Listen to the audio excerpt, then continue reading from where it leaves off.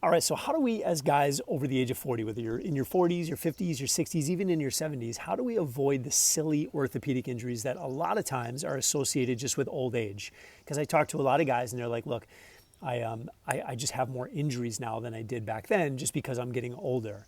And the rub with me is the last part of that sentence, just because I'm getting older. Now, look, I get it. Like, we're all getting a little bit older. I understand. Like, it's just part of living, right?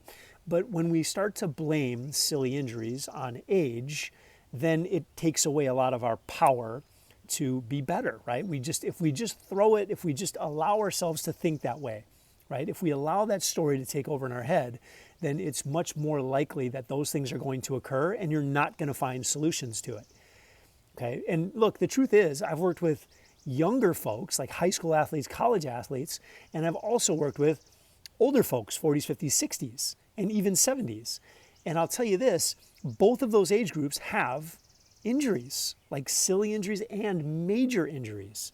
So it's across the board, and for us to really think that it's just because we're old, I think it's not a wise mindset to have, right? Instead, let's take ownership of these things and let's figure out a better way to overcome some of these things, or and even better, just prevent them completely. And that's what they've done in like college athletics. It's why they have strength conditioning coaches and why they have athletic trainers and why they have physical therapists. They have all these people on the team to make sure that athletes don't blow themselves up, right? And if you're an active guy over the age of 40 and maybe you've never had some of that coaching before, maybe you're like, oh yeah, it must be nice, right? Well, I'll tell you what, like, you can learn a lot of that stuff.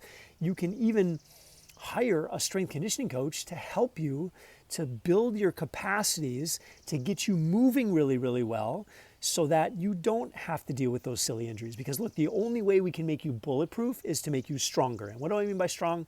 Like, you have to legitimately learn how to move your body first, because a lot of people don't get taught that. And look, biomechanics has come a long way in the last 20, 30, 40 years. Like, we know so much more about how to load the system and how to move well. And when you move really well, your chance of injury is almost zero. Like, that's kind of the cool part, right?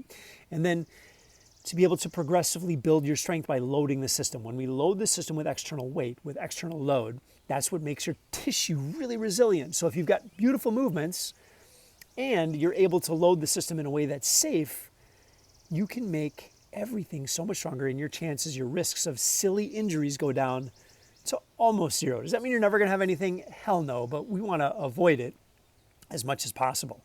The other thing you could do, so either you can learn how to move well, you can start to develop your strength, right? Or you can just continue on down the road of, well, I'm just getting old. This is how it goes. And I call that growing old gracefully, right? That's a mindset as well. And that's unfortunately the mindset of way too many guys. So change your mindset, get your power back, and do some stuff to make sure that you don't have silly injuries. All right.